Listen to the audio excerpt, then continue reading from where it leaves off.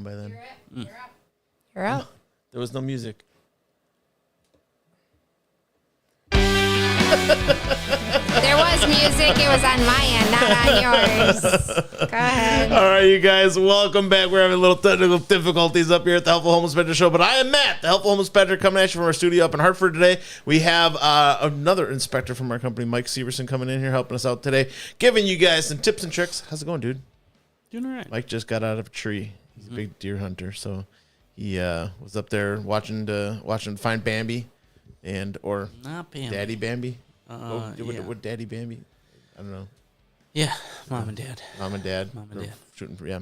But no success today. He was just doing a lot of looking and cold. And we had a lot of snow. We had a bunch of first snow of the year. Yeah. Bunch of snow. There's probably It's like 12 snowstorms. It's It's on and then off. Yeah, On and then on and off. off. But we probably have 2-3 inches sitting on the grass outside. I mean, it'll probably melt in the next couple of days. But yeah, it is that time. It is October 31st, 2023. It is time to get your house ready for winter, and that's going to be our main topic today. We're going to be giving you all the tips and tricks that you need to do to maintain and take care of your house and get it ready for winter today. All right, we're going to go through all the different parts of your house, all the things that you should be doing, and some of the things you might have already done, some of the things you might not even know you should be doing, but you should. And we're going to go through all that stuff. If you guys have any questions about any of the things that we're going to talk about or anything about your house, feel free to drop it in the comments down below. We'll be happy to help you out with that. If you like our show, you appreciate our content, hit the subscribe button down below. That will basically let you know when we have new videos coming out and things like that. The bell notification is going to make you alerts when we drop a new video. And then thumb notification would be, or a like button there would be if you enjoy our stuff. But yeah, really appreciate you watching today and checking us out. But getting into our thing. So every week we give you at the very top of our show, the defect of the week. The defect of the week this week is going to be talking about GFCI outlets that are missing or malfunctioning. Basically, 85% of the inspections that we go on have missing GFCIs that are either missing or not working or something of that nature where they should be. And while they're more essential in some areas than others, there should be anywhere you're using water in proximity to electricity. But GFCIs are a very important technological advancement that came out that helps us be safer in our kitchens and bathrooms primarily. However, today they want them in your garage, in your basement, outside, pretty much laundry. Yeah. There's some recent changes with laundry as far as laundry goes. So that used to be only if you had like a sink or a basin that you had to have it, but now it's anywhere that water is being used, including your washer and dryer. So yeah, and then also outside in the garage, they kind of go kind of crazy with it. But yeah, they almost want everywhere where water is existing and electricity is existing to be GFCI protected. Yeah. So GFCIs, you guys, if you have never heard of the term before, ground fault circuit interrupter. So ground fault circuit interrupter, if you've been in the bathroom before and you've seen these little red and black buttons on the wall by your outlet, that is a GFCI protected outlet. Now, just because you have the little red and black buttons, does it mean the GFCI is working? Nope. No. If the outlet has power and has the red and black buttons, does it mean it's working? No, it does not. If the red button trips the breaker, it trips the GFCI, does that mean it's working? Should, yeah. You would think, But not always. not always. Yeah. So the best way to do a proper test of a GFCI outlet is to have a tester that has a GFCI simulation button on it. So basically, the little tester will simulate a GFCI trip, and the outlet has to respond to it without you actually interacting directly with the outlet. So by pushing the test button, you're interacting with the outlet, and it may just do things whether it's going to work or not. You know, if the outlet is, I've found some cases when the outlet has no power at all, and you push the test button, the reset button trips off. You know, and it trips out, but it won't reset. You know, so yeah, ultimately getting a tester that has a GFCI reset button or a GFCI test button on it will be the biggest and easiest way to check if your GFCI outlet is functioning properly. But GFCIs, why do we have them? One of the things, so you've all seen the old story. Tammy, drop me over to the computer real quick. So in all of the old movies, you've seen, this is Bill Murray in Groundhog Day, where he's trying to end one of the 90 Groundhog Day visits. Dropping the toaster in the oven to end it all, to just put the end to it as far as a lot of the old movies and things go. Today, if you have a GFCI protected outlet, that can't happen necessarily. Could you get If it's working properly. If it's working properly, yeah. If it's working properly, it should protect you in that situation. Now, the most common real life situation where I can see the GFCI being important, and when I talk to clients about it, is the mom or dad has the electronic appliances sitting on the counter: curling iron, hair dryer, Blender, anything. Razor, in the bathroom. I'm talking, yeah, where the kids are going to be interacting with the counter more, not as much in the kitchen they would be, but it's possible in the kitchen too. But these things are almost always on the counter. Like at our house here, Tammy's stuff sometimes is left plugged in, and that just is what it is. But when those munchkins are in there and stuff, and they're stepping on the little step stool and they're doing their thing, if there's a sink of water in there and mom's new curling iron gets dumped into the water, right? Their initial reaction, whether they be a child or a husband, right? Wives usually have more common sense than us do, but they dump it into the water. Their initial reaction, even my initial reaction, would be to reach in and grab it and save it so that I don't get in trouble, right? If you don't have a GFCI protected outlet, it is risking that your husband or your child could be electrocuted because they didn't want to destroy your new curling iron, and it could be catastrophic. But a GFCI protected outlet would save the day, and we're talking, what? $20. 15, $20, I mean, yeah, you could go out and find one with little lights on it and USB options and things like that and spend $30-$40 on one if you wanted to. But $15-$20 is all it takes. And if you've ever put in an outlet before, you can handle putting it in a GFCI, Now, when you do put in a GFCI, they do have a sticker across the back for basically daisy chaining outlets together and things like that. You got to follow the manufacturer's instructions as far as installation goes. And if you're not comfortable with that, hire an electrician, have somebody come in and put it in professionally and make sure that it is installed properly so that it is there to save the life of one of your loved ones in the event that those types of things can happen.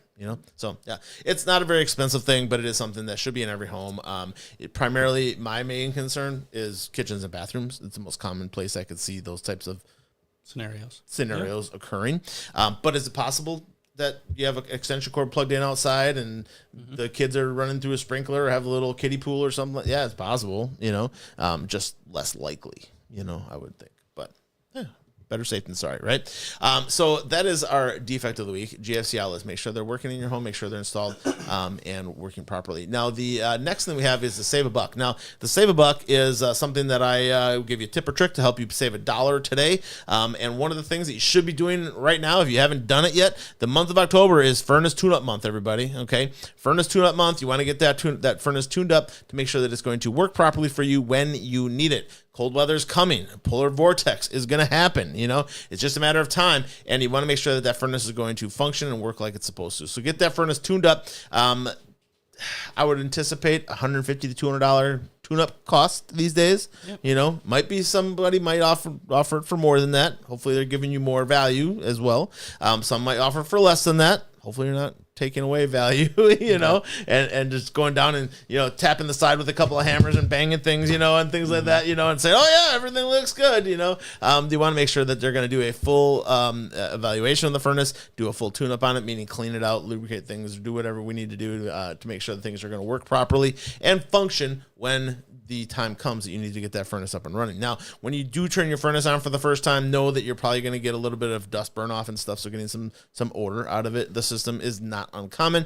Making sure that you have a fresh furnace filter in there is important. 6-month maintenance cycle that we talk about a lot is October, Halloween time, and Easter time is your 6-month maintenance cycle. And if you have a larger filter, you should be changing that every 6 months. If you have a 1-inch filter, changing it every 3 months is essential.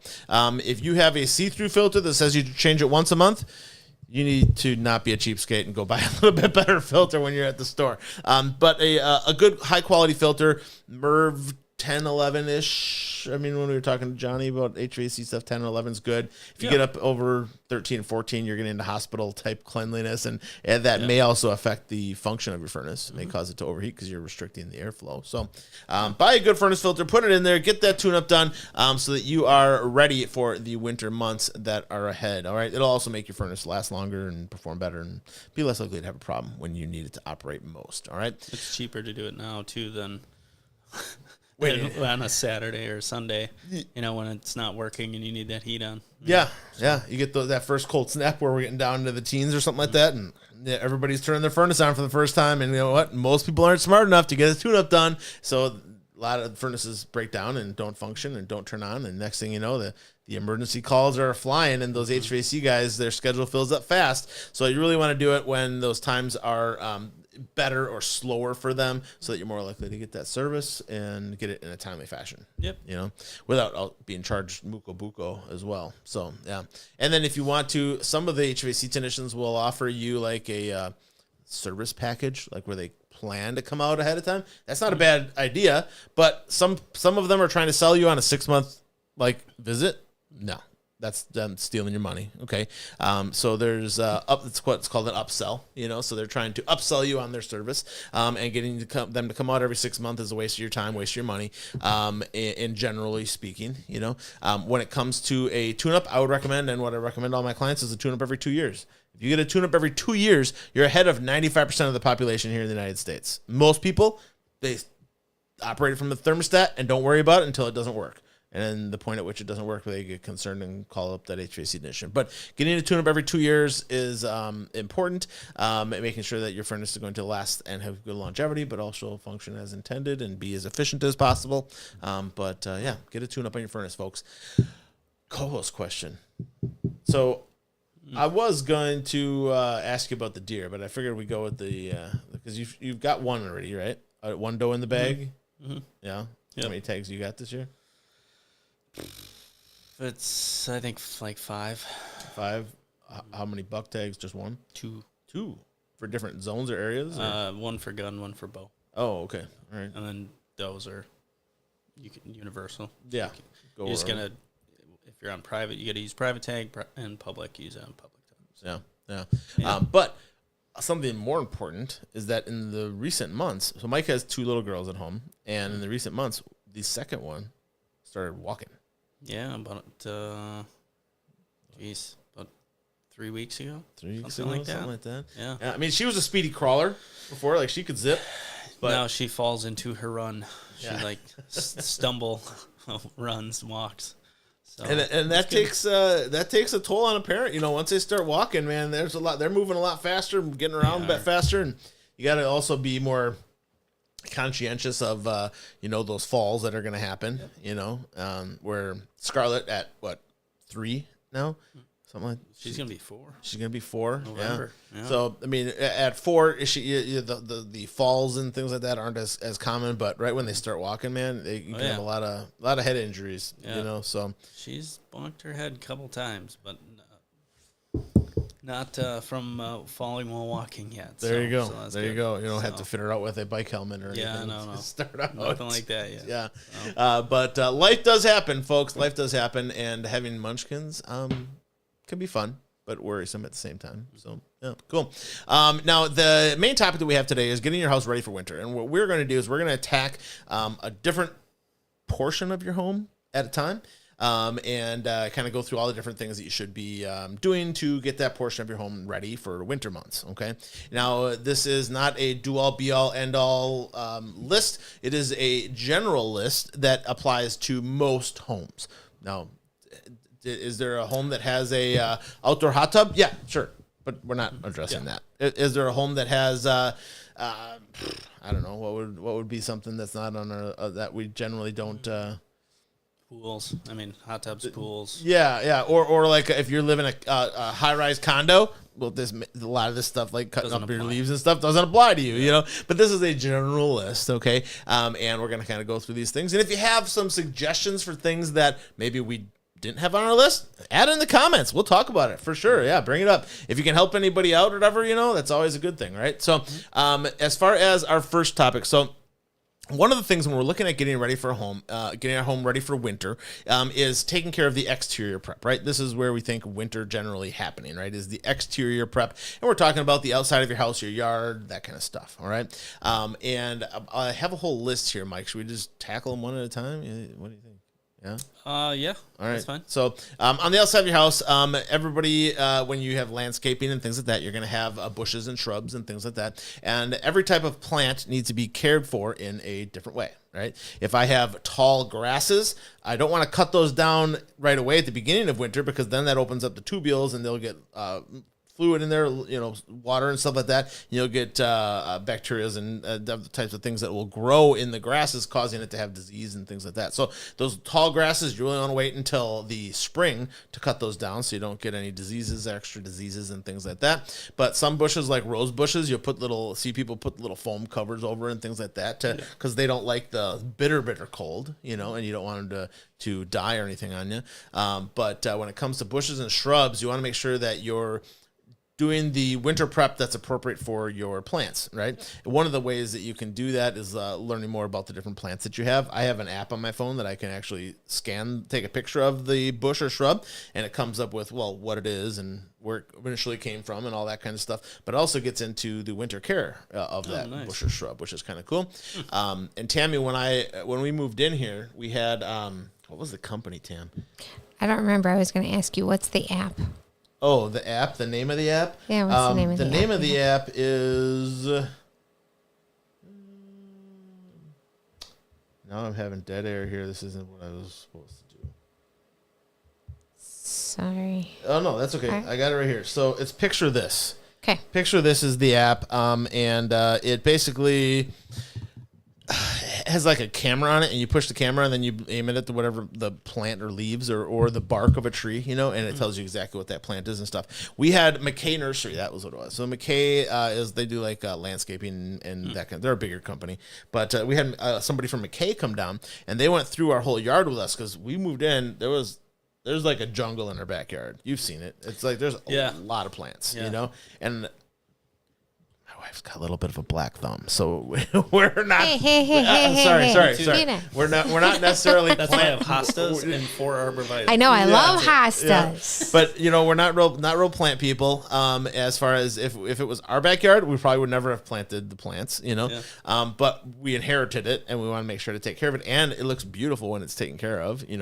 So we had McKay come down, and they went through every plant with us, and we videotaped that. We paid the guy it was like $100 or something like that, right? Yeah, and then he took us around and told us what the plants were and how to care for them and all that stuff. It was fantastic. Videotaped the whole thing, and then for the first couple of years, I would play that video with all the things that I needed to do for the fall and the things I had needed to do for the spring, and that kind of stuff, which worked out really well. And I would imagine McKay probably still does that, or a consultation visit. A lot of those landscapers, this is their slow time. They would be happy to take $100 job, better than sitting at home watching YouTube videos, right, or whatever. But a lot of those landscapers are not plowing snow right now. They're not cutting grass. Some of them are doing fall cleanup still a little bit, but most of those are probably coming to an end here shortly as well. Maybe aeration. Yeah, maybe some aeration and some winterizing fertilizer. Not in the next couple of days. Though. Yeah, but there's not a lot going on for those guys. So, they could come out and do a consultation with you, and they're pretty knowledgeable dudes, So go out there and having some of that added information so you can know how to better maintain and take care of the different shrubs and stuff that are in your yard. It's not a bad idea. And then that app, Picture This, would help a lot as well if you didn't want to hire somebody to do that. And the app, I want to say there is a free version of it, but it only lasts for like 3 days or something. Yeah, it's like a week or something like that, but I just did the paid version of it, and that way, when I'm on site with clients and they ask, what kind of tree is that? What kind of bush is that? I can take pictures of it and kind of let them know, and then I can just take that picture that it gives you, the information, I can text it to them, which is kind of cool. Yeah, but trees are one of those things that all the leaves have probably fallen off or near fallen off, but if it's a young tree, you want to make sure to protect the base of it because rabbits and things like that, it will go and gnaw at the bark and stuff and could damage the base of your tree. So you can get tree wraps on the bottom. Sometimes use those corrugated plastic sections, and protect the trees. Sending the trees into winter with some extra water is a good idea as well. It helps them come back better in the springtime. So putting in a little bit of you're emptying hoses out and stuff anyway. So put a little bit of that water at the base of the tree or whatever to give it a little bit of energy and be ready to go for spring would not be a bad idea. Arborvitae, you mentioned that you got a couple of those. We had probably 3 or 4 of them on the backside of our pond there that they just weren't doing well. They were struggling. So we ended up switching them out, and we got some 4 young ones, okay? And initially we didn't know anything about Arborvitae, and so I put them in. I thought they were just like super durable. They're not. They're not at all. So we put these Arborvitae in, and the next thing you know, we go out there in the springtime, and all 4 of them are dead. like less than a year. Now, thankfully, the nursery we got them from had a 1-year warranty, so we went and got 4 brand new ones or whatever. But they're like, we only do this once. So coming back every year ain't gonna cut it, Yeah. And so we went back, we got 4 new ones, and this time we got a little bit more education from them and learned a little bit more about them. And so the deer do eat them, So if they're not real big, the deer can chew the leaves off real quick, But also we learned that arborvitae can get sunburn.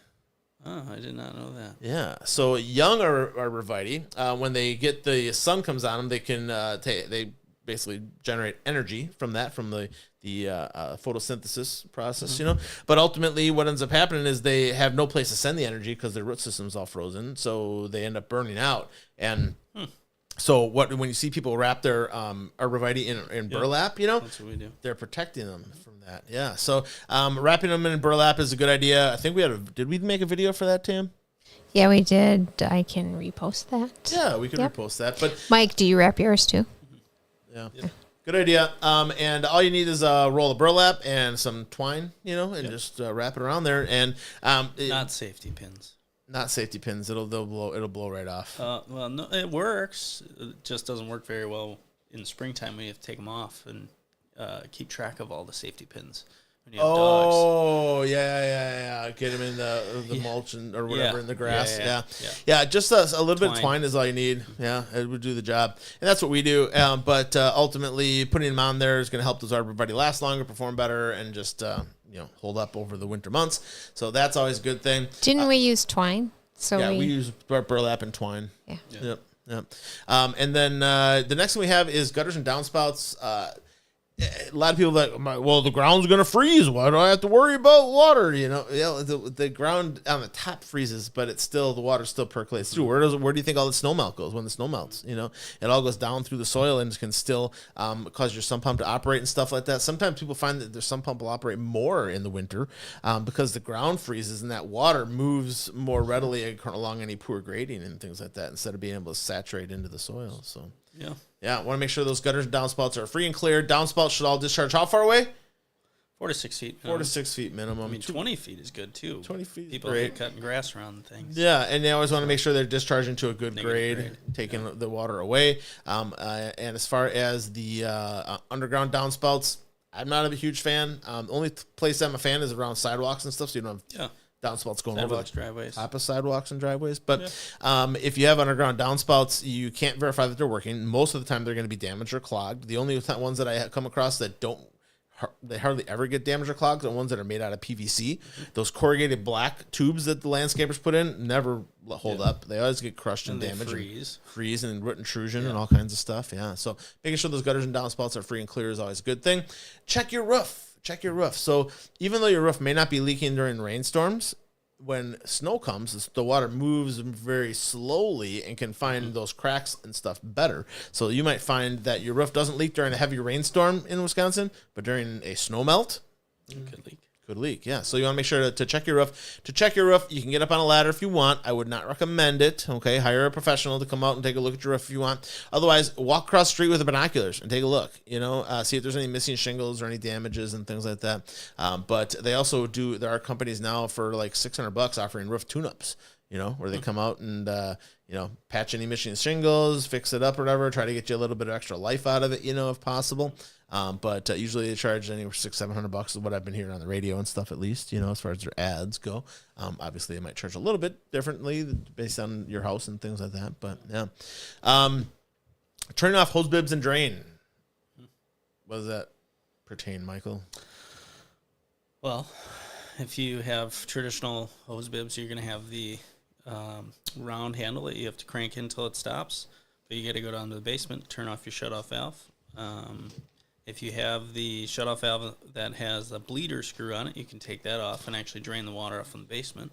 By that, you mean like if you look where your interior shutoff is, there's a little screw that you can take out. Yep. Put a little bowl underneath it. Yep. All right, and drain bowl, that. Bucket, wherever it is. Yep. Let that drain out. Leave it open for a little bit. Yep. Let it get all that water out of there.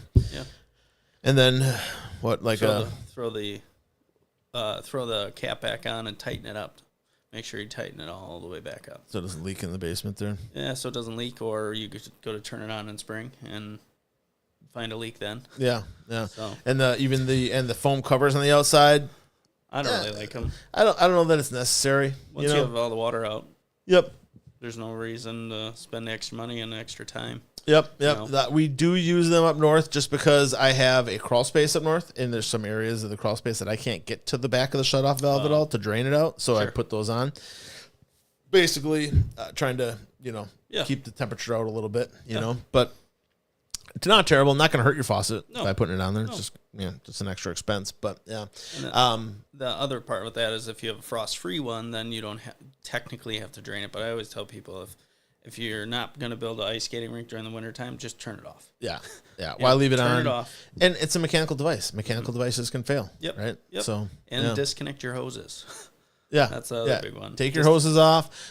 We take all of our hoses off and lay them in the driveway to drain them all, and let them get nice and dry, and then we wrap them up, wipe off the hose, and bring it into the garage, And our hoses we've had on here probably since we bought the house, right? 14 years-ish. I don't think we've ever had to replace them.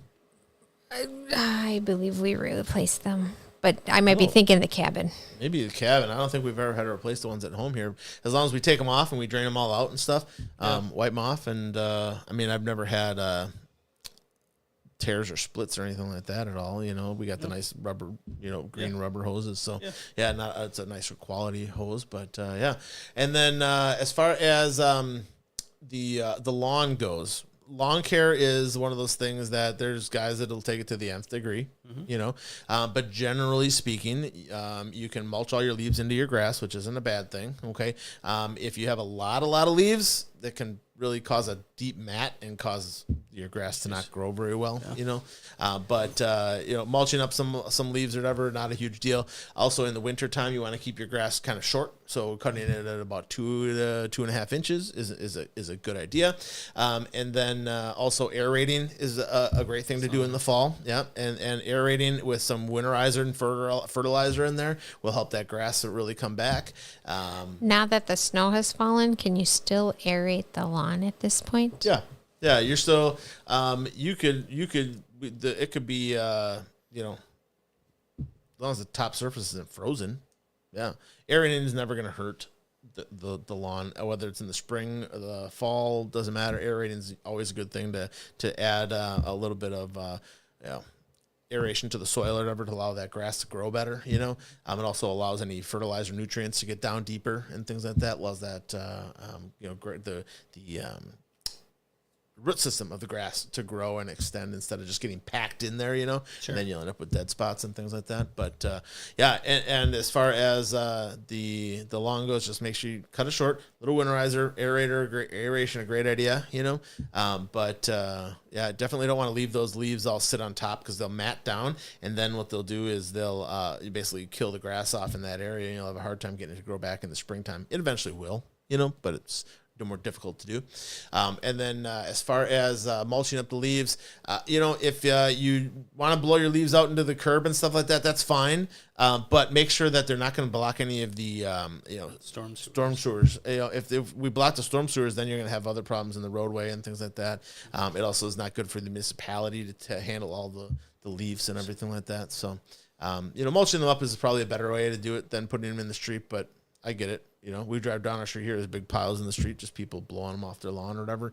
There's ways you can do it. Mm-hmm. If you do want to take them to the compost place, that's fine. But you got to buy the cardboard, or they're not cardboard. They're like it's like paper bags, big leaf paper bags or whatever is what you would want to take those in. Don't take the plastic bags there because they're going to make you rip all those open and dump it all out. So it's kind of a pain. So, and then as far as the satellite dish goes, so if you, those of you that do you want to hit sprinklers right away? Did I miss sprinklers? Yeah, well, sprinklers is sprinklers satellite. Are the next. Yeah. So being that we're talking about lawns, sure. Yeah. So what do we got to do with sprinklers, Mike? Sprinklers, you got to turn. Well, you can do it yourself. Or you get the professional out. If you've never done it before, you definitely want to get a professional out to show you how to do it. Yeah.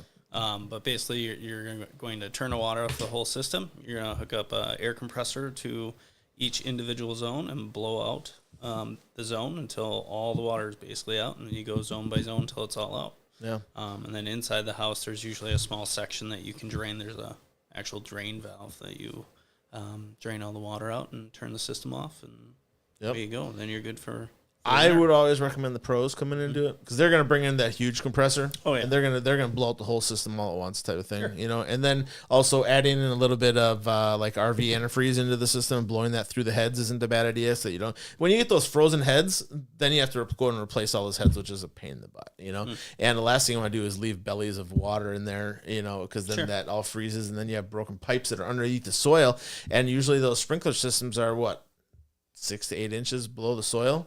And our frost line here, generally 10 to 16 inches, depending on the winter, right? Oh, yeah.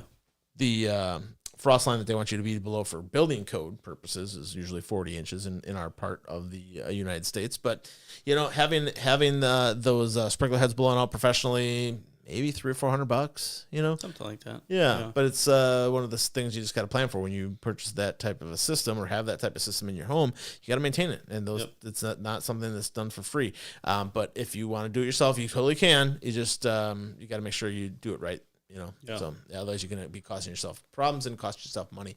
Eric did it. Yeah. My stepdad did it. And he had a large compressor to be able to do that. Sure. You know, so he just ran the hose out the window, hooked it up, and yeah, blew them out. Worked great. Blew them out. All the heads lift up. All the stuff blows out. And done. Yeah. The satellite dish thing. So if you guys have satellite TV, okay, one of the things that you probably have frustration with occasionally is the snow buildup on your satellite dish and your signal loss. Okay, and if that is a problem that you are sick of dealing with, spraying a little bit of cooking spray on your satellite dish is not a bad thing. It's going to help that snow kind of shed more easily and not get stuck on the surface as much. Now, the difficult thing is sometimes those satellite dishes are in inconvenient places, but either way, you're probably going to need to get on a ladder to get up there and to put that on there is not really a super easy way to do that. But putting a little bit of cooking spray on there is going to help you lessen your frustration when you want to watch the Packers lose again. I was up at the Packer game Sunday. It was tough to watch, but yeah. We're told I didn't miss anything. You didn't miss anything great. No, they're having a rough time, and you know, I almost feel like a Bears fan. You know, bad quarterback, we lose a lot. Did I hear that right? What? Wow. I know. I don't mean to insult Bears fans, but they know what it's like. I mean, when was the last time the Bears had a quarterback? You know, I mean, I don't even know. It was like 30 years ago. I don't know, but yeah. Sorry, I'm probably making enemies out there, but it is what it is. They know who they are and they know what they're about. Spray that satellite dish with a little bit of cooking spray will help. And then asphalt driveways. Asphalt driveways are best to be sealed in the fall time, and it can be done anytime. But asphalt driveways do require regular maintenance, and if you maintain your asphalt driveway, it should theoretically last as long as concrete does. But if you don't maintain it, it will turn to gravel. It's just the fact of life. The asphalt, the material that holds all those little gravel pieces together, that gets pressed together in there to make your asphalt, does evaporate over time, and the UV rays and the sun, the heat, all that kind of stuff attributes that.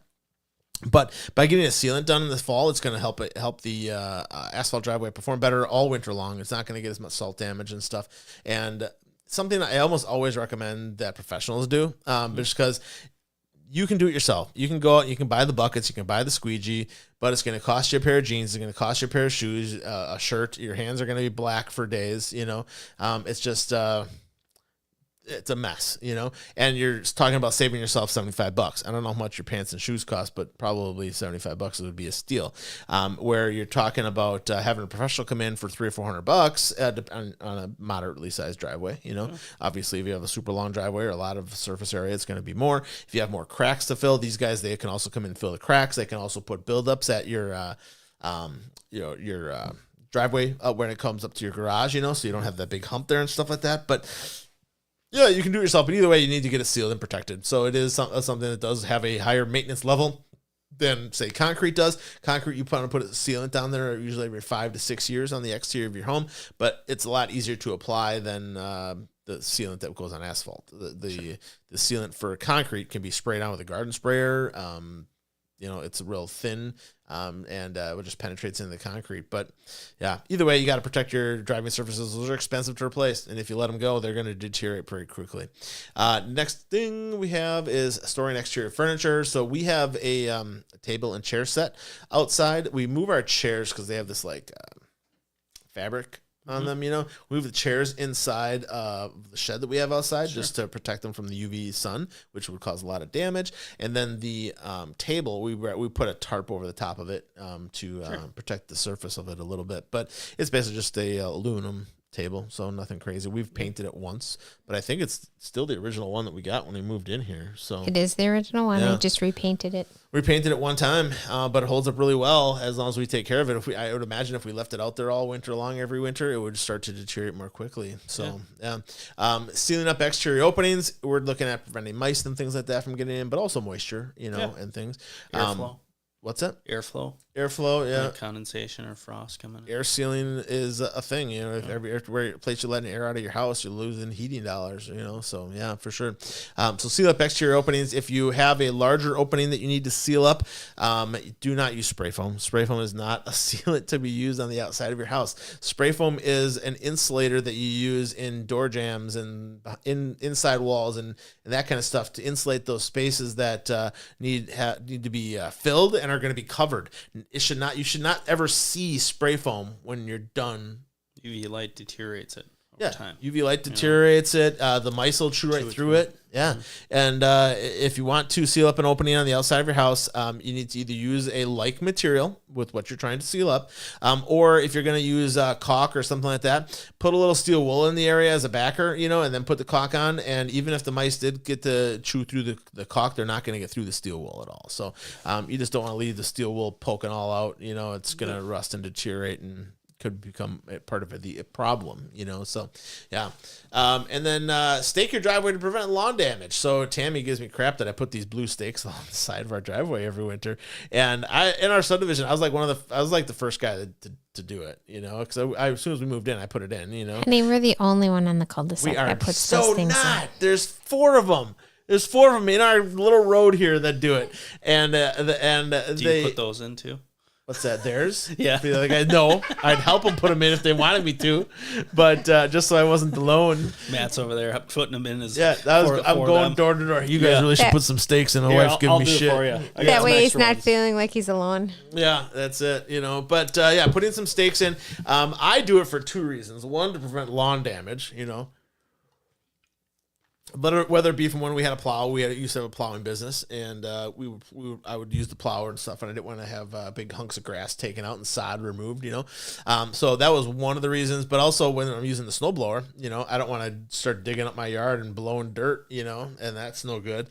But probably the most important reason that I do it is that my wife and kids don't know how to shovel. I love them all. I love them all dearly. But when it comes to shoveling, they don't want to get to the end. They get to where it's a little bit... over to that button quick. they get to where it's difficult to shovel, and they just stop. So what happens is my driveway shrinks and shrinks and shrinks and shrinks. It gets littler and littler all winter long. For the record, I never see your little booty out there as often. Out there.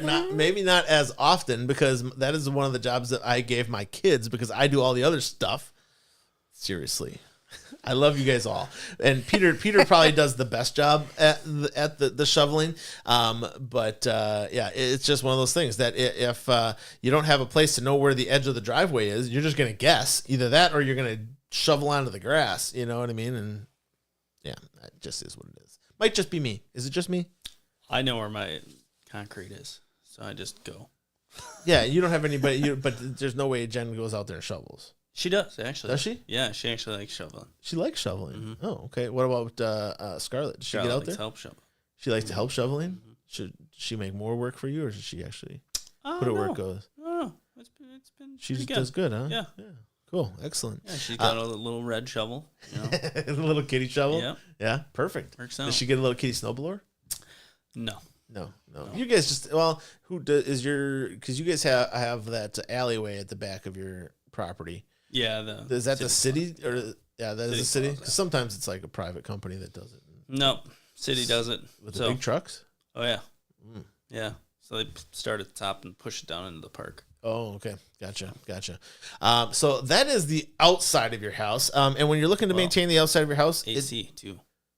That's a separate one, Mike. But that's outside. Yes, but it's a separate one. Oh, okay. Sorry. Okay. So, but if you are looking to take care of the outside of your house for winter, those are the things that I would recommend for every house. Granted, there may be some oddities there, like if you have a hot tub or a pool or that kind of stuff, or a deck. There's some things you got to do. But ultimately, that's the main things. If you have questions about those other specific things, drop me an email, thehelpfulhomespector@gmail.com. Be happy to help you out with answering any of those questions you might have about maintaining the exterior of your home for winter. I got one more. You got one more? Sump pump discharge. Sump pump discharge. Yeah, make sure that is clear and running as far away from the house as you can, and don't use a corrugated pipe. The little, the 1 1/4 or 2-inch corrugated pipes always freeze. Yeah, they always freeze up, and when that freezes up, that sump pump is still going to get water in it. You don't want it to back up in your basement. So so making sure that line is going to stay running free and clear. And window well covers. That's the other thing I do every year. Yeah, just to keep it out from my basement windows. Out of the basement windows. Yeah. That's the only other thing. Yeah, not very expensive. $8. Yeah, they don't last very long though, too. No, you hit them once with a snowblower, they're pretty much toast. Yeah. Well, and just that plastic gets real brittle over time just from the UV light and stuff. So so that's taking care of the outside of your house, getting ready for winter. Are the plastic ones the best one? No, but they do the job. They do the job. The thin plastic ones. I like the ones that are sloped. Yeah, I don't like the flat ones because they just build up with snow and ice, and then they just cave in. Yeah, the thin plastic ones they go up higher on the house or whatever, and they slope away. Sometimes you'll catch them with screws. I don't know that you even need to do that. If you just put them in place, put a rock on either really side. Heavy winds. That's the only time I've put rocks up against them, or kind of leaning on top of them. Yeah, right on the edge, and they hold up pretty well. But yeah, they're still not very expensive, but the plan to have to replace them every 2 or 3 years is what it is. Yeah, but that's taking care of the outside of your house. All right. The next topic that we're going to get into as far as maintaining your home and getting it ready for winter is air conditioner prep. We just made a short about this with starring Grandma Sparky. We were up north. We're getting the air conditioner put away for the winter up there. But when it comes to air conditioners, what? Do you put it in the garage? Yeah. Do we take it off the house and? Yeah. No, we don't do that. Air conditioner is meant to sit on the outside of your house, folks, even for winter, all right? And as far as the air conditioner goes, it's made out of sheet metal. So we every once in a while, we'll come to a house and we'll see it wrapped in a tarp, And when you unwrap the tarp, there's always extra rust and things like that because we're holding a lot of condensation in there. Also, when you wrap it in a tarp, we're more likely to have damages on the inside because mice and things like that. You made a nice little home for them with walls, So never wrap it in a tarp. It'll cause it to rust and deteriorate. Just take a garbage can cover or a piece of wood, something like that, put it over the top of it to keep leaves and debris out, and then put a rock on top so it doesn't blow away, And that's really all that you need to do to get your air conditioner ready for winter. A kiddie pool works pretty good too. If you have a really big air conditioner. Well, I mean, I got a kiddie pool that's broke. Oh, okay. So that works. It went right on top of the brick. Yeah, there you go. That'll work. Yeah. And the one that we have up north, it fits perfect with that Rubbermaid garbage can cover. Works perfect. I had one of those at Grew Lakes. Yeah. So that is maintaining your air conditioner, getting it ready for winter. If you haven't, the only other thing I do is I turn my breaker off for my air conditioner, just so if it acts, especially at so I have rentals. So at the couple rentals that I have air conditioners, I don't want them accidentally turning it on and damaging it. Yeah, and then same thing with the short-term rental. Yeah, and they do have a fuse pull on the outside. I wouldn't do that. No, inside. I would just go on the inside, turn the breaker off. If you talk to an HVAC guy, they'll say, "Oh yeah, pull that out," but flip it over, put it back in. Just don't mess with that. You're too likely to screw that up or whatever. So just leave that alone. Or electrocute yourself. Because if you leave that off, or you're sticking things in there or doing things you shouldn't do, just turn the breaker off in your house for your air conditioner is the easiest way to do that. And then in the springtime, when you open it up, you rinse it off. You turn the air conditioner breaker back on. Look inside to make sure there's no damages or anything like that, and give her a whirl. The next thing we're talking about when we're talking about getting your house ready for winter, when it comes to getting your house ready for winter, and one of the essential pieces we talked about in the very beginning, are save a buck was what this topic was dealing with your furnace, and that's furnace prep. So as far as preparing your furnace for winter, you may have had your tune-up done. If not, get your tune-up done. Okay, your tune-up, usually you want to have it done during the month of October, maybe September, at the earliest. You want to make sure that it's going to be near the time that you're going to need the furnace to operate. Okay, now if you get it done in September and the beginning of October, they can do your furnace and air conditioner, which is a savings to you that you you get a tune-up for double up tune-up for the cost of one. But get a tune-up done, and then make sure you change your furnace filter.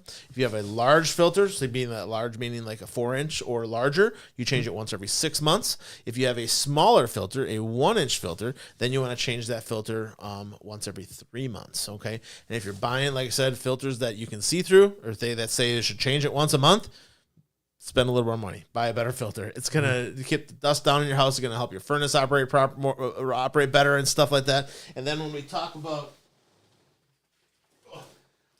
these see-throughs, I literally mean like you can see through it. You guys can see me through the filter. If you can see through this thing, what do you think is going to stop? A whole lot of nothing. Get a nice perforated pleated filter like this. It should be white. It'll have sometimes it'll have metal in there to help keep the filter rigid and stuff like that. But a nice corrugated filter like this, and change that every 3 months if you have a 1-inch filter. So. Knowing the size of your filter is a thing. So when it comes to your filter, if you don't have a filter that you can refer to, what I like to do is measure the width of the opening, the height of the opening, and then stick your tape measure in and see how deep in it goes, and that'll give you the depth. So that's the numbers that they have on here. So this right here is a 1421. So the width of that opening is 1, the height of the opening is 14 inches, and the depth of it, this dimension, how deep in it goes to the furnace, is 20 inches, okay? And when we're talking about MERV, M-E-R-V, that's this number right here. You can see this one is a MERV 10. What is MERV, Mike? Basically the density of the material. Yeah. How much air can flow through. The higher the MERV, the more dense the material, the more air restriction you have, right? And when we are talking about MERV, 10 to 11, maybe 12 at the most. If you get up into 13, 14 or higher, then you're talking about like hospital conditions, which is going to probably not be good for your furnace, because it's going to limit the airflow in your furnace and could cause your furnace to overheat and have other types of problems because you're restricting that airflow. So definitely putting in a new filter, making sure you're at that MERV 8 to 12, I think is reasonable. I would put 8s in. Yeah, 8 to 12, no problems with that at all. But a nice corrugated white filter like this, not one you can see through. What would this MERV be? Does it say on it? 0.5. MERV 0? I don't know. It doesn't actually say on here. Well, it says a higher MERV indicator. Oh, here, MERV 2. MERV 2. Not what you're looking for, folks. Yeah. If you can see through it, don't buy it. Don't buy it. Yep. And Tammy's a cheapskate, so if she's telling you not to buy it, there's no way you should buy it. All right. And then as far as your furnace goes, changing the batteries in your thermostat, I was at a inspection. I went and did a radon drop, and then came back for the inspection, and went to the door, whatever. The door had water all I couldn't see in the house at all, and the house was vacant, and I kind of opened the door a little bit, and there's water, like a waterfall running out of the ceiling and everything. Pipes burst because the furnace thermostat, the batteries died, and as a result, the furnace turned off, and it was like sub-zero temperatures, like super cold. Thousands and thousands and thousands and thousands of dollars of damage. I mean, it was a full gut job of that whole house. Got to see the after it was done being. I got some pictures. I'll get those to Tammy. We'll put them up in the replay. But I have pictures of what it looked like when it was happening. It was like raining in the home. Wow. It was crazy. Yeah. And the whole basement was flooded. It was terrible. Yeah. No good. No bueno. Making sure that you have the fresh batteries in that thermostat would be a good idea. Also, changing out your thermostat. Not a bad idea either, When it comes to thermostat technology, we've taken leaps and bounds as far as the level of technology that we have available to us to help us not only operate our furnace more efficiently and make our house more comfortable, but also to protect the furnace and to tell us when there's problems and things going on in the furnace. And sometimes it can be as simple as... So this is one of the thermostats that I got that we give away on the show occasionally. We're not giving one away today, but we do give these away on the show occasionally. This is a Google Nest thermostat. Not a bad little thermostat, but I mean, Focus on Energy. They had them on sale for $5 one time. Mm-hmm. I think I cashed in a couple of those. But this last round, they were like $25. Yes. And it's a $200 thermostat that you're getting for $25 through Focus on Energy, focusonenergy.com. It's a program through We Energies. But whether you're not, even if you're not in Wisconsin, your energy company is going to have a kind of a rebate or incentive or energy program. partner like that, energy program, where you can get things to help you operate your home more efficiently. So putting in a new thermostat, and with the Google Nest, the how-to videos, piece of cake. Like it's seriously a YouTube video, and you can do it. It comes with all the tools and everything to do it. Yep. Now, if you have a zoned system, this is a job for a HVAC technician. Okay, because in a zoned system, you're gonna have basically a primary thermostat, and then you're going to have slaves to the thermostat, which basically this primary thermostat will take over and overtake the other ones, whatever's going on, So it's very important that you probably have that aligned properly. So having an HVAC technician do it if you have a zoned system. Otherwise, replacing your thermostat, not a super difficult job, but if you're not comfortable tackling it, add it to your tune-up, If they're already at your home, you're saving that trip charge and stuff like that. And, putting in a thermostat like this, not going to take very long. It's a pretty no-nonsense installation. And with new technology, you can operate it from your phone. You can, when you're going home from work on a cold day, you can turn the thermostat up or whatever, and if there's a problem with the thermostat, it'll send you an alert, even if you're at work in the middle of the day, and the furnace is turning off on a cold day. Better that than coming home and finding that it's turned off or whatever, and your house is freezing and your kids are coming home from school, So, but definitely making sure that thermostat is in good working order, changing the batteries, and maybe updating your thermostat. Not a bad idea. So that's getting your furnace ready for winter. All right. Now, as far as the home goes, there is homes that have the garage attached, and there's homes that have the garage not attached, right? Some garages are heated, some are not. My garage is not heated, but it's attached to the house. So I get some ambient heat loss from... I get some ambient heat loss from the house into the garage, because my garage, I have bedrooms above my garage, so everything's insulated, So I do have a moderate temperature on the in the garage, but there is people that have that detached garage that have nothing, so it's going to be just as cold outside as it is in the garage, minus any wind chill and stuff like that. But we have things in the garage, right? Okay, and when we have things in the garage, we got to make sure we're managing that. So when we have steel tools, right, even though the tool is in the garage, it can still rust and deteriorate, especially if like your garage is near an area where you're salting and things like that. The salt, as that water with the salt evaporates, that salt can deposit on steel equipment and stuff and cause rusting. So oiling up any steel tools, if you have a shovel and things like that, putting just a little bit of oil on the surface of it is going to help it last longer, perform better. But oiling up any steel tools and stuff. Put rust away packets in tool cabinets. Do you do that, Mike? No? You ever seen those before? I believe so. Yeah. I've never used them. The little rust away tabs, or they have tabs where they're just cardboard, but they also have little packets, like desiccant packets almost, kind of, and that are going to absorb the moisture and stuff, so that it doesn't rust your tools that are in your tool cabinet out in the garage. So not a bad thing, and kind of cheap too. I mean, we get those desiccant packets and everything, right? We're talking about the little white packets that you get in with your pair of shoes, you know what I mean? And I usually throw those in my gun safe. We're worried about protecting his guns and his tools. I got it. Okay. But ultimately, you can take a couple of those, just throw those in your toolbox, and make sure that those tools aren't getting rusted and stuff. Otherwise, oiling up your tools and oiling up your hammers and all that kind of stuff a little bit. You don't have to be dripping in oil. You're just talking about putting a thin layer of oil on the top of it.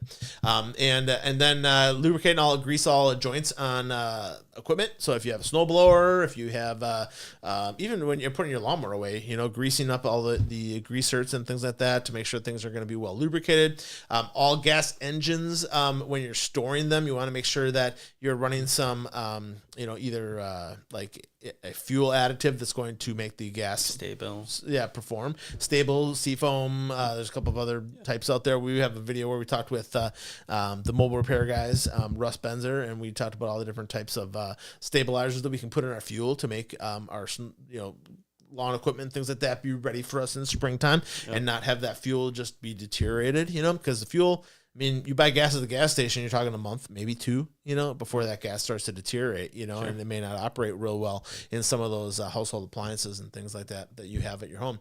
But also when it comes to, your snowblower. You want to make sure to get that snowblower out, run it with a little bit of, get some fresh gas running through that thing, get it running for a good 15, 20, 30 minutes, let it run and work that all through there. And then also lubricating that snowblower, your wheels and all the mechanisms and things like that, but also lubricating the chute. So spraying some, cooking oil in there and things like that is going to help lubricate that. And so you don't get as much jammed packed snow. In the beginning of winter is when you have more of those, and at the end of winter, we have those soft snows, where it really gets packed in there. It can jam up your snowblower. Never want to reach your hand in there. Always make sure you have some sort of a stick that you can stick in there, even if the snowblower is off. That could be under tension, and then that turns, and it could take you out in no short time. So making sure you lubricate that. Lubricating your shovels. So we have plastic shovels, and people have aluminum shovels. By putting a little bit of lubricant on those as well. I'm not talking about personal lubricant, Mike. We're talking about like spray, cooking spray. All right, and just spray that on there. It's going to help the snow not stick and stuff. Checking your tire pressure, not only on your snowblower, but also in your vehicles, right? What happens with tire pressure? You're a car guy, Mike. What happens with tire pressure in the wintertime? It drops. It drops slightly, right? A little bit. Yeah, not terrible. You're talking what? 3 pounds? PSI, yeah, something like that. But topping that off and, making sure that those tires are in good condition as well, that you're ready for winter, the penny test. What's the penny test, Mike? Penny test. For your tires? Tire tread? I always look for the wear bar. Okay, so Mike's looking for a wear bar. People don't know what a wear bar is, Mike. Okay, so if you take a penny and you stick it upside down with Abraham Lincoln, if you can put it in there and you can see the top of his head, your tire tread is too low and you need to get new tires. Oh, yeah. Okay. If you can't see the top of his head. Can't see the top of his head, you're good. If you can see the top of his head, your tires are too low. And then if you have uneven wear, so if you have bald tire on the outside and none on the inside, well, the bald side is the side that's touching the ground. That's why it's bald. So you have an alignment problem, that you need to go take it in and get looked at. But taking your car in to get a winter tune-up, not a bad deal. You get that oil change, and they'll look at your tires and stuff, check your brakes out. Yeah. Not an entirely bad idea. Checking your garage cables, doors. The garage doors basically have these cables on the side of them. They're going to have a torsion bar, or they're going to have a spring set, and ultimately those springs are more likely to break in the wintertime because that brittle, the cold makes that metal more brittle. So if you have old springs, it's more likely that they're going to break or get damaged at that point in time. So checking that garage door, and then also lubricating up the hinges and things like that, the rollers, making sure that that's all going to be good to go for the winter time would be a really good idea. So that is getting your garage ready for winter. Did I miss anything in there? I think that's about it. If you are having salt damage issues in your garage, you could put a sealant on the garage floor, and then epoxy floors are awesome. When I come across those, I'm jealous. Yeah, I really want an epoxy floor. They're expensive. Hint, hint, wink, wink, wifey. Okay. So that is getting your garage ready for winter. Tammy's saying we should have a part 2. I don't know that we have time for a part 2 because winter's like here. Should we just fly? Well, you've got a really long list. I made a long list. Yeah, this is a long list. This is a long list. What are you doing next week, Mike? It's your Nothing. birthday. Nothing. It's a really long list. Why don't we? But we can't wait till like December. Well, we can. Why don't we do in the house? Cover in the house, and then maybe shorts on the other stuff. We could, like after the fact type of thing. Yeah. Okay. Yeah. Wait. No. Actually, we'll just do a little individual ones after the show that will drop as videos in the next week. Sounds like a plan. Does that work? So we're gonna leave it there. So we're going to drop 3 other videos about getting your house ready for winter. Mike and I'll do it after the show here tonight. In the house, your car or truck, misconceptions about winter.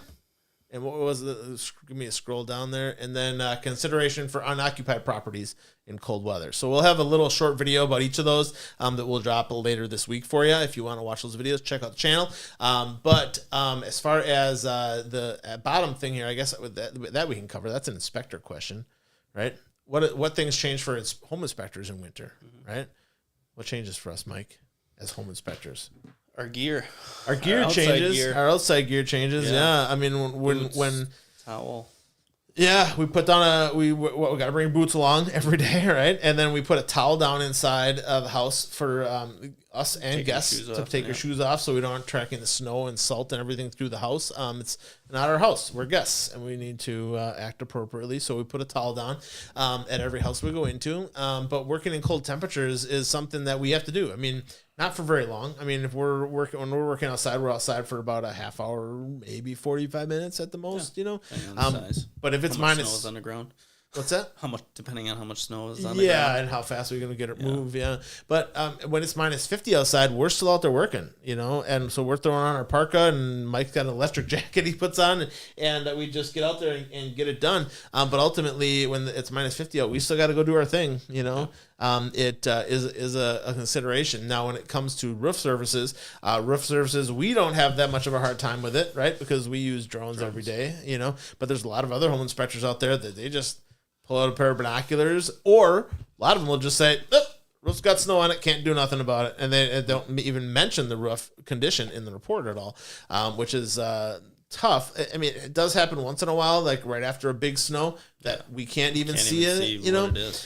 But if there's any snow melted away, at least we can see what kind of shingles you have, you know, and the general granular loss on the shingles, you know, as long as there's a small section that's melted away and stuff like that. But that's just one difference between us and some other home inspectors. But yeah, using a drone just makes all those areas accessible. I don't have to worry about falls and ladder slips and all that kind of stuff. And that's what keeps all the other guys off the roof, you know? So using a drone, I think more and more a drone is becoming an essential tool for a home inspector, but there's a lot of guys out there that don't use them or refuse to use them. And it's just, they'd rather disclaim the roof than, you know, spend the extra money and learn how to use a drone. And then inspecting chimneys, our drones make that, you know, an easy thing, you know. And chimneys, even though when we get a lot of snow, the only parts that we might not be able to see would be like the flashings at the bottom, or flashing at the top, you know, but we can still see the walls of the chimney, see if there's any brick deterioration, all that kind of stuff with the drone, which makes it really nice. And as I mentioned, these drones, you guys, you do need to be, if you're going to use a drone for professional purposes, you do need to be a Part 107 licensed contractor through the FAA, which all of us are as far as HSH here goes. But using that drone to get those videos and stuff for our client, and then I can show my client a 720p video right on site to show them exactly what we're talking about, which makes it so much easier. Attic inspections, it changes a little bit with winter. We're looking more for frost and things like that, you know, that would indicate a moisture problem, you know. But it doesn't change all that much as far as attic inspections go. Air conditioners, can't test them. No. Look at them. We can look at them, see if there's any damage to it and stuff like that. If they have a cover on it, we'll take the cover off to look inside to see if the wires are damaged or anything like that. I'll usually take a pen and I'll try to spin the fan blade to make sure the blade spins freely and don't hear any grinding or anything like that. But we can't operate it all. Under 55 degrees, under 60 degrees, you could damage the compressor of the air conditioner if you were to operate in cold temperatures. Now, if it's a heat pump, that's a different story. That's built a little bit differently. It's got a different type of compressor in it, you know. So usually has the compressor in that is going to have basically lubricants and things like that that are made for cold temperatures, where the other ones are not. It's just more expensive as well as far as to purchase that unit up front. And then as far as water intrusion, I mean, we still test sump pumps and things like that. I mean, it's still water intrusion still occurs. When all that snow melts, it's going to go somewhere, you know. And some of the times when I have sump pumps run more frequently is during the springtime, or when we have those thaw cycles, you know, where all the snow melts and stuff. So yeah, definitely still a thing in wintertime. All right. So that is things that change for home inspectors come the winter months. All right. Now, the next thing we're going to do is the question giveaway. We do a giveaway every week. And this week I have two things this week. So I did go to the Packer game on Sunday, and they were giving away free Green Bay Packer sunglasses. So I didn't wear them. They're going to go with this winter today.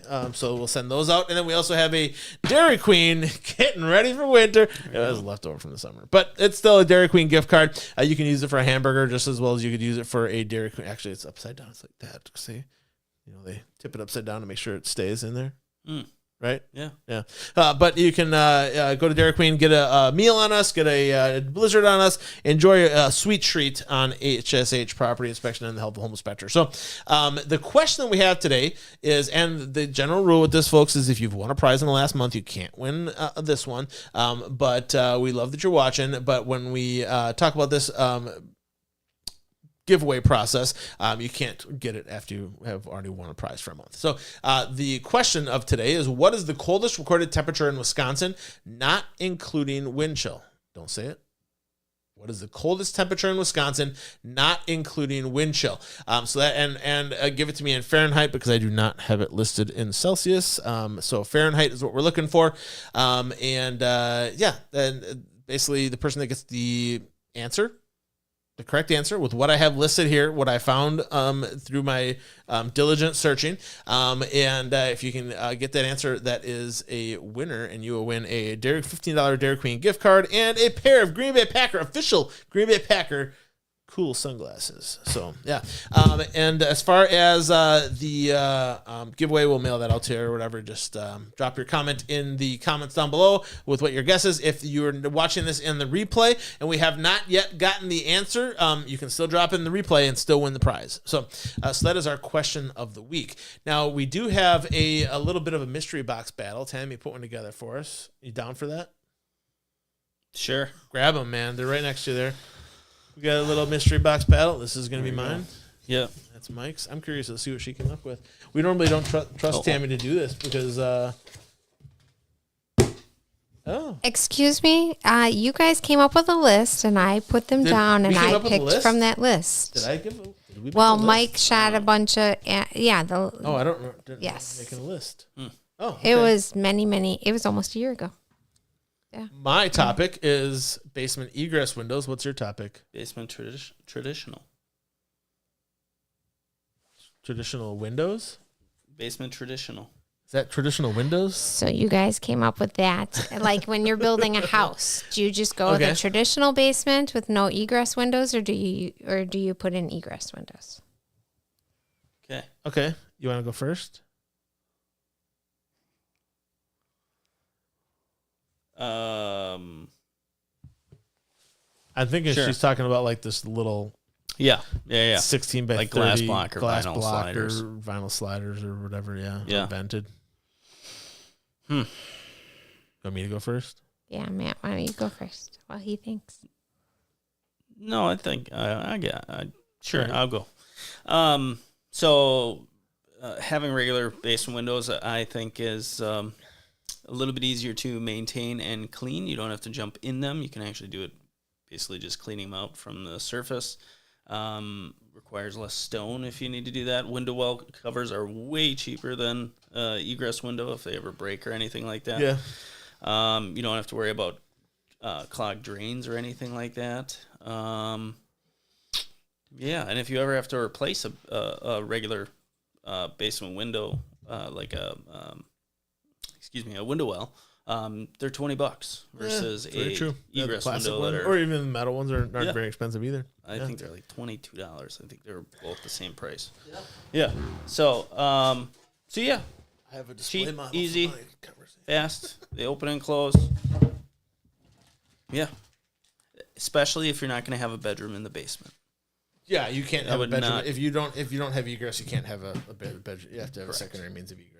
And they are the window itself is much cheaper than an egress window. The installation, purchase, everything's a lot cheaper. I'll give you that. Yeah. I think that is the point that I think might win an argument. Yeah, and you can get them with like bathroom fans integrated and dryer vents integrated. True, and especially with glass block kind of stuff. Type of things. Yeah. And honestly, that's I think why most basements don't have egress windows. I think that's really they only have one or two if there's a bedroom. Yeah. Now with egress windows, so when it comes to egress windows, there's a lot of reasons to have an egress window put in. Number one, if you're going to have a bedroom or want to have the space be used more readily, egress window is essential.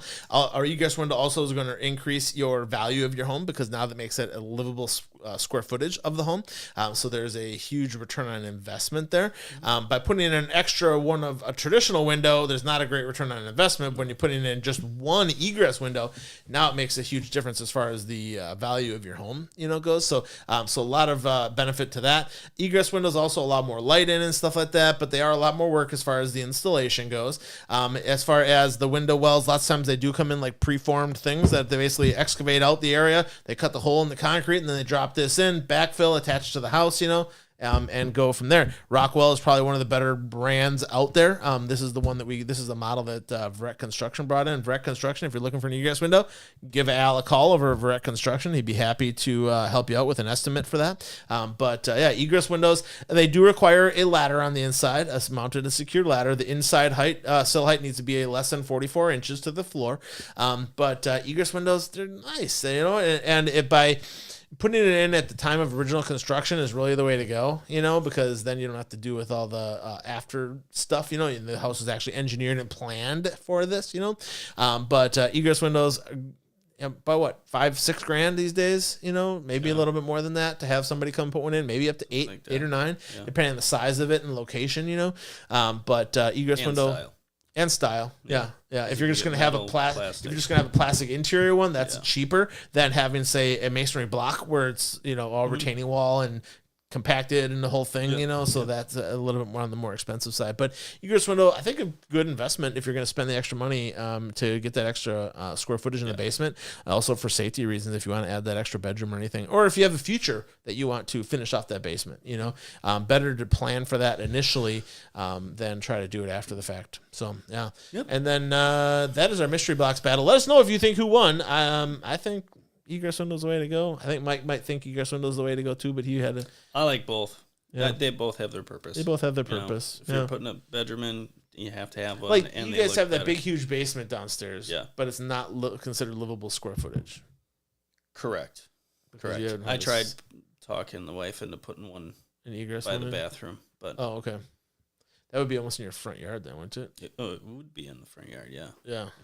That's the only place we could put and one. If you do have an egress window, make sure you get a fall proof cover over the top of it. Usually have some metal bars and stuff like that. So if somebody does trip and fall on it accidentally, they're not going to have a 5-foot fall. They're going to fall and land on the cover, and maybe they dent your cover, but big deal, better that than having to go to the hospital and stuff. So so that is our mystery box battle.